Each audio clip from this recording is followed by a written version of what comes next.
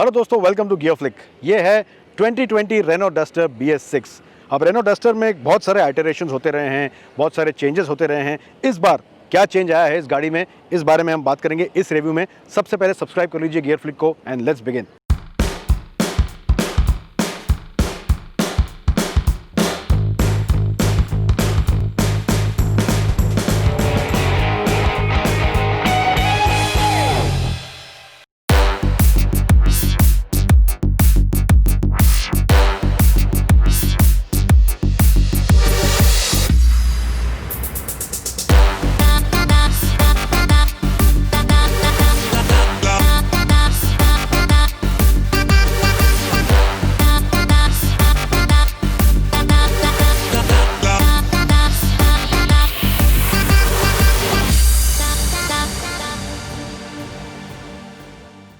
अब सबसे पहले इसकी डिज़ाइन की बात करें तो डिज़ाइन में कोई चेंज हुआ नहीं है। जो लास्ट ईयर फेसलिफ्ट में जो लुक आया था एग्जैक्टली वही लुक है। अगर आप फ्रंट को भी देखें तो the grill is the same, headlamp जो है सेम है विद द DRLs, तो उसमें कोई चेंज नहीं है। बस एक नया चेंज देखेंगे, यहाँ पे रेड एक्सेंट्स आपको दिखेंगे ग्रिल के ऊपर, इसके बम्पर के ऊपर भी यहाँ फॉग लैम्प्स के पास एक रेड एक्सेंट आपको दिखेगा। उसके अलावा कोई चेंज नहीं है। एक और जो मेजर चेंज इसमें आया है वो इसके अलॉय व्हील्स का है। ये अलॉय व्हील्स टोटली न्यू है, ब्लैक मशीन फिनिश में है, बहुत ही स्पोर्टी डिज़ाइन है इनकी। सेंटर में रेनो का लोगो है और उसके साइड में आप देखेंगे रेड रिंग लगी हुई है जो इसके लुक को और थोड़ा उभार देती है। उसके अलावा जो इसका एंटायर लुक है वो कुछ चेंज नहीं हुआ है, चाहे आप रेयर व्यू मिरर की बात करें या फिर जो इसके रूफ रेल्स है वो भी सेम है। इसके ऊपर जो डस्टर की ब्रांडिंग है ये आपको रेड लेटरिंग में मिलेगी, दैट्स अ न्यू चेंज। लेकिन साइड से आप देखें तो सेम है, डोर हैंडल्स वगैरह एग्जैक्टली द सेम, उसमें कोई भी चेंज नहीं है।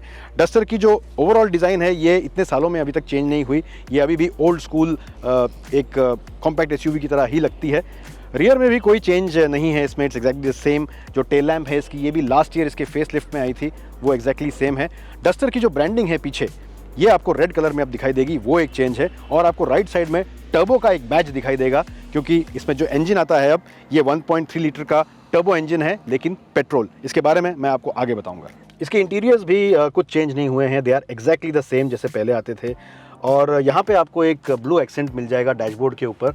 मुझे थोड़ा सा ये वियर्ड लगा, लेकिन न्यूनेस कुछ देने के लिए यहाँ पे एक ब्लू एक्सेंट दिया है और यही ब्लू कलर आपको इसके सीट के स्टिचिंग पे भी नज़र आएगा। उसके अलावा कोई चेंज नहीं है। जो इसका इंस्ट्रूमेंट क्लस्टर है इज़ द सेम, स्टीयरिंग भी वही है जिसमें आपको टिल्ट एडजस्टमेंट मिलता है, टेलीस्कोपिक इसमें नहीं आता है। स्टीयरिंग के ऊपर आपको कंट्रोल्स मिल जाते हैं फॉर द क्रूज़ कंट्रोल, लेकिन ऑडियो कंट्रोल्स जो हैं ये पीछे दिए हुए हैं जैसे हमेशा डस्टर में आते थे। ये जो यूनिट है ये देखने में थोड़ा सा ऑड लगता है, लेकिन यूज़ करने में काफ़ी अच्छा है। ये टच स्क्रीन जो है इसका ये भी वही बेसिक यूनिट है, इसमें कोई चेंज नहीं हुआ है। और इसकी पोजीशनिंग थोड़ी सी ऑकवर्ड है, क्योंकि इसमें जो रिवर्स कैमरा आता है अगर आपको उसे व्यू करना है तो इसका एंगल थोड़ा सा वियर्ड है और ब्राइट सनलाइट में आपको देखने में थोड़ी सी मुश्किल होती है। ऑटोमेटिक क्लाइमेट कंट्रोल इसमें आता है और उसके अलावा कोई ज़्यादा चेंज नहीं है। मिरर भी जो है इसका ये ऑटोक्रोमिक मिरर नहीं है, रेगुलर सादा मिरर है। डस्टर में मुझे हमेशा एक प्रॉब्लम ये लगी कि स्टोरेज के लिए जो ऑप्शंस हैं ये थोड़े से कम है। फॉर एग्जांपल जो इसके कप होल्डर्स भी हैं इनकी जो पोजीशनिंग है काफ़ी ऑड है, गियर लीवर के बिल्कुल आगे है, तो यहाँ पे आपको कुछ भी सामान रखने या निकालने में थोड़ी दिक्कत होती है। यहाँ पे कोई आर्मरेस्ट नहीं है अलग से जिसमें स्टोरेज हो, एक छोटा सा आर्मरेस्ट है which is built inside the seat. और यहाँ पे ग्लव बॉक्स भी दिया है, लेकिन उसमें कूलिंग फंक्शन नहीं है। जो स्टोरेज एरिया है इसका ये काफ़ी अच्छा है, लेकिन डोर पॉकेट्स में आपको ज़्यादा जगह नहीं मिलती है। इनफैक्ट एक वाटर बॉटल भी बहुत मुश्किल से यहाँ पे फिट आती है।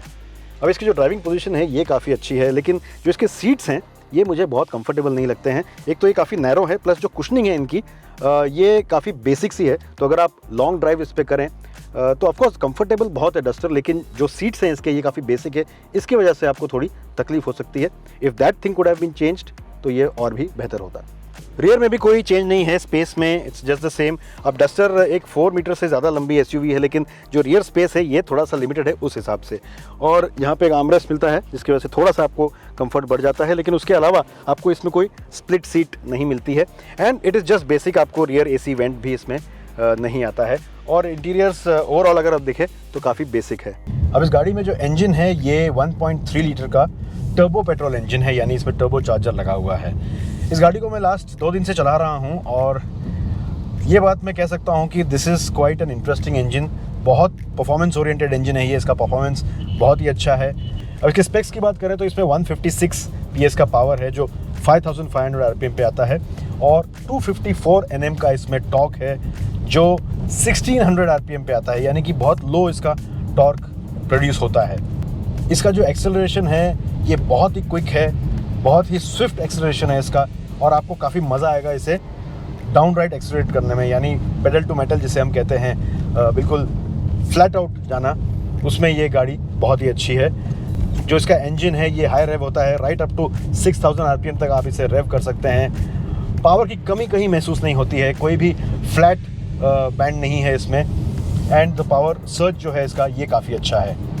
चाहे आपको सिटी में इसे चलाना है नॉर्मल स्पीड्स पे, या आपको क्रूज़ करना है, या थोड़ी एंथुजियास्टिकली आपको चलाना है, क्विक ओवरटेक्स करने हैं, बिल्कुल प्रॉब्लम नहीं होती है। अब इस इंजन के साथ 2 गियर बॉक्सेस आते हैं, एक है 6 स्पीड मैनुअल जो मैं इस वक्त चला रहा हूँ, और एक है CVT, और उस CVT में 7 स्पीड का मैनुअल मोड भी है। अब दोनों में फ़र्क ये है कि CVT थोड़े से रिलैक्स्ड ड्राइविंग के लिए है, लेकिन अगर आपको एंथुजियास्टिक ड्राइविंग चाहिए तो manual is the one to go for. इसकी जो क्लेम्ड फ्यूल एफिशिएंसी है ये 16.4 किलोमीटर्स पर लीटर की है, लेकिन आप एक्सपेक्ट कर सकते हैं रियल वर्ल्ड में आपको अराउंड 13 किलोमीटर्स का माइलेज मिल जाएगा, 12 to 13, यानी सिटी में अराउंड 9 to 10 किलोमीटर्स, और हाईवे पे आपको 14 to 15 किलोमीटर्स भी इसमें मिल सकता है अगर आप इसे आराम से चलाएं तो। इनफैक्ट इसका जो ये इंजन है ये इसके डीजल वेरिएंट से भी ज़्यादा पावरफुल है। जो डीजल वेरिएंट अब डिसकंटिन्यू हो चुकी है, ये जो पेट्रोल इंजन है उससे भी ज़्यादा पावरफुल है, और चलाने में एक्चुअली बहुत मज़ा आता है। अब डस्टर के जो ड्राइविंग डायनामिक्स है दे आर क्वाइट ओके, इतने सालों के बाद भी ये चलाने में काफ़ी अच्छी है। Of course sudden direction changes वगैरह ये थोड़ी सी हैवी लगती है, लेकिन जो राइड क्वालिटी है इसकी ये फेनोमिनल है, अपने क्लास की one of the best ride quality आपको मिलेगी। सस्पेंशन सेटअप जो है डस्टर का ये बहुत ही अच्छा है, किसी भी तरह के टेरेन पे आप चलाएं, रफ रोड्स पे, स्मूथ रोड्स पे, ये बहुत ही अच्छी चलती है। स्टीयरिंग जो है इसका ये थोड़ा सा हैवी है, ख़ासतौर से अगर आप स्लो स्पीड पे चला रहे हों या आपको सडन यू टर्न्स लेने हैं तो आपको एफर्ट थोड़ा ज़्यादा लगाना पड़ता है, वो एक ड्रॉबैक है इसका। लेकिन जब आप इसे एक्सलेरेट कर रहे हैं या फिर आप स्ट्रेट रोड पे चल रहे हैं, हाई स्पीड पे चल रहे हैं, तब इसका स्टीयरिंग का जो बिहेवियर है ये काफ़ी अच्छा है। एक और चीज़ मैं आपके साथ शेयर करना चाहता हूँ कि जब आप इसे हार्ड एक्सलेरेट करते हैं तो टॉर्क स्टीयर काफ़ी महसूस होता है। अब कुछ लोगों को टॉर्क स्टीयर पसंद भी आता है, लेकिन गाड़ी की स्टेबिलिटी के लिए ये थोड़ा सा प्रॉब्लमेटिक होता है, बट वो भी सिर्फ इनिशियल एक्सीलरेशन में आपको फील होगा। Once it's on the move then it's just fine. जो इसका क्लच है ये थोड़ा सा हैवियर साइड पे है, डीजल के मुकाबले ये थोड़ा सा हल्का लगता है, लेकिन फिर भी ये बहुत हल्का नहीं है, खास तौर से अगर इसके कंपटीशन से हम कंपेयर करें तो। एक और ड्रॉबैक जो मुझे इसमें महसूस हुआ वो इसके ब्रेक्स का है। The brakes could have been better, यानी कि बहुत पुअर नहीं है, लेकिन इस इंजन के पावर के मुकाबले ब्रेक्स थोड़े से वीक लगते हैं। इसमें फ्रंट में डिस्क ब्रेक है, पीछे ड्रम ब्रेक है। अगर ये ऑल 4 डिस्क सेटअप होता तो ब्रेकिंग इसकी और भी श्योर फुटेड होती।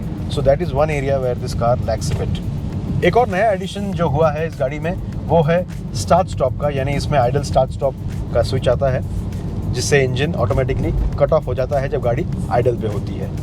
बट ऑल सेड मुझे काफ़ी मज़ा आ रहा है इसे चलाने में। BS6 नॉर्म्स आने के बाद जब डीजल इंजन डिसकंटिन्यू हो गया डस्टर में तो ये काफ़ी डिसअपॉइंटिंग था, लेकिन उस इंजन को रिप्लेस करने के लिए कंपनी ने अब 1.3 लीटर का टर्बो पेट्रोल इंजन दिया है, जिसका परफॉर्मेंस डीजल से भी अच्छा है। ऑफ कोर्स ये फ्यूल एफिशिएंसी में डीजल को मैच नहीं कर सकती है, लेकिन जो स्ट्रॉन्ग पॉइंट्स है डस्टर के, फॉर एग्जांपल जो रोबस्ट बिल्ड क्वालिटी है, गुड राइड कंफर्ट है, वो अब भी आपको इसमें मिलेगा। तो अगर आप एक परफॉर्मेंस ओरिएंटेड SUV चाहते हैं so this can be a very good option. कुछ कमियां इसमें अब भी हैं, जैसे अगर इसके इंफोटेनमेंट सिस्टम की बात करें या फिर कन्वीनियंस फीचर्स की बात करें तो कंपटीशन के हिसाब से अब ये काफ़ी डेटेड लगने लग गई है। इसकी प्राइस है 10.5 लाख से लेकर 13.5 लाख तक ex showroom for the turbo petrol variant. तो इस प्राइस पॉइंट पे हम ये कह सकते हैं कि 4 मीटर से ज़्यादा लंबी होने के बावजूद भी जो इसकी प्राइस है वो कॉम्पैक्ट SUVs के आसपास की है, तो उस मामले में ये एक अच्छी वैल्यू है। तो आप हमें बताइए कि आपका क्या ख्याल है डस्टर के इस वेरिएंट के बारे में। इस वीडियो को लाइक कीजिए, शेयर कीजिए अपने दोस्तों के साथ, गियर फ्लिक को भी सब्सक्राइब कीजिए। Drive safe and always wear your seat belts.